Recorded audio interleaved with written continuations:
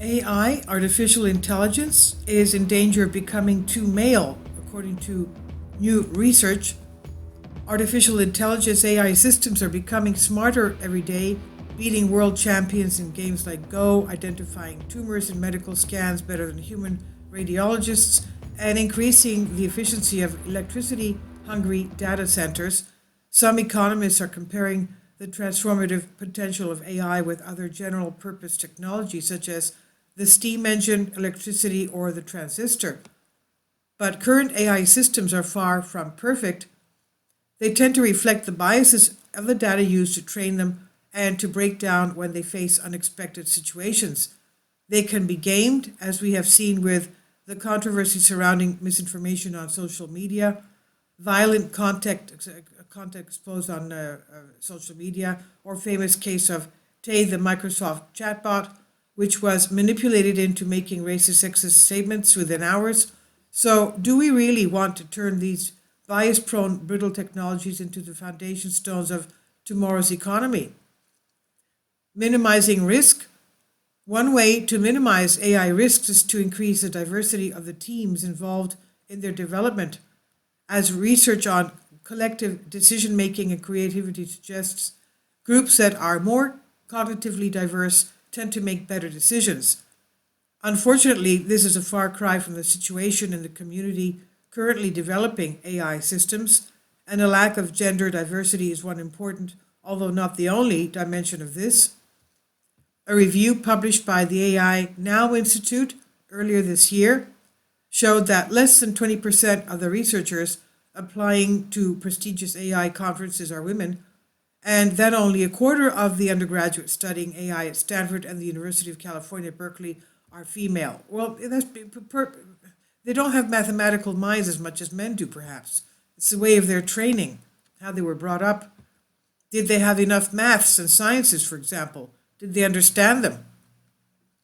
Now, the authors argue that this lack of gender diversity results in AI failures that uniquely affects women, such as an Amazon recruitment system that was shown to discriminate against job applicants with female names.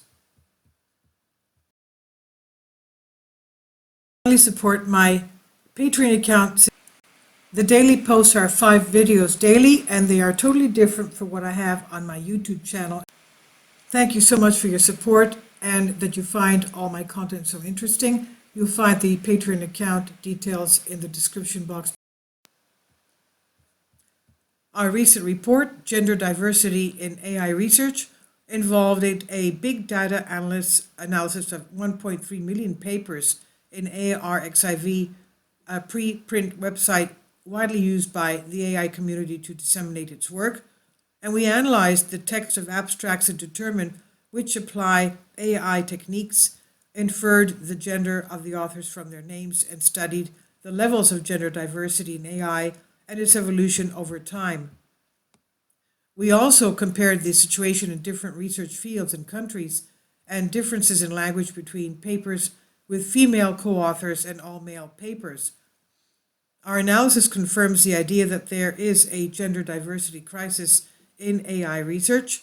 Only 13.8% of AI authors in ARXIV are women, and in relative terms, the proportion of AI papers co-authored by at least one woman was not improved since the 1990s. There are significant differences between countries and research fields. We found a stronger representation of women in AI research in the Netherlands, Norway, and Denmark, and a lower representation in Japan and Singapore. We also found that women working in physics, education, biology, and social aspects of computing are more likely to publish work on AI compared with those working in computer science or mathematics. In addition to measuring gender diversity in the AI research workforce, we also explored semantic differences between research papers with and without female participation. We tested the hypothesis that research teams with more gender diversity tend to increase the variety of issues and topics that are considered in AI research, potentially making their outputs more inclusive. To do this, we measured the semantic signature of each paper using a machine learning technique called word embeddings. and compared these signatures between papers with at least one female author and papers without any women authors. This analysis, which focuses on the machine learning and social aspects of computing field in the UK, showed significant differences between the groups. In particular, we found that papers with at least one female co-author tend to be more applied and socially aware, with terms such as fairness, human mobility, mental health, gender, and personality playing a key role. The difference between the two groups is consistent with the idea that cognitive diversity has an impact on the research production and suggests that it leads to increased engagement with social issues. So, how to fix it? So, what explains this persistent gender gap in AI research, and what can we do about it? Research shows that the lack of gender diversity in the science, technology, engineering, and mathematics STEM workforce is not caused by a single factor. Gender stereotypes and discrimination, a lack of role models and mentors, insufficient attention to work-life balance, and toxic work environments in the technology industry come together to create a perfect storm against gender inclusion. There is no easy fix to close the gender gap in AI research. System-wide changes aimed at creating safe and inclusive spaces that support and promote researchers from underrepresented groups, a shift in attitudes and cultures in research and industry, and better communication of the transformative potential of AI in many areas could all play a part. Policy interventions such as the £3.5 million investment from government to boost diversity in AI roles through new conversion degrees courses will go some way towards improving the situation, but broader scale interventions are needed to create better links between arts, humanities, and AI, changing the image of who can work in AI.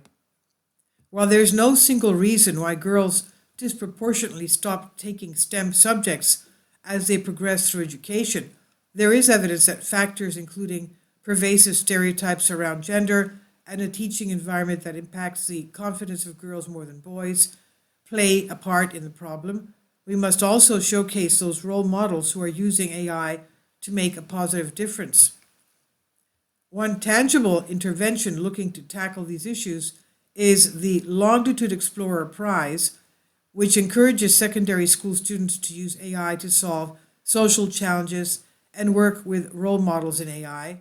We want young people, particularly girls, to realize AI's potential for good and their role in driving change. By building skills and confidence in young women, we can change the ratio of people who study and work in AI and help to address AI's potential biases. This is on the conversation by Juan Mateos Garcia, Director of Innovation Mapping, and Josis John, Director of Education, Nesta. Please leave your comments. Thank you for your support.